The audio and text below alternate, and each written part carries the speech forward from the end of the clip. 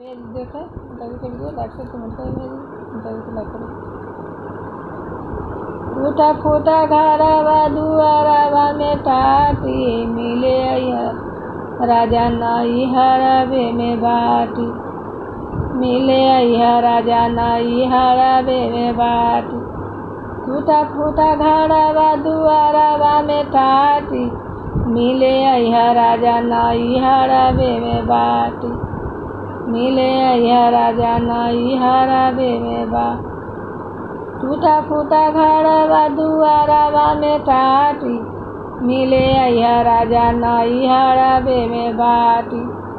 टूटा फूटा घरवा दुआरवा में टाटी मिले राजा नाई हरबे में बाटी।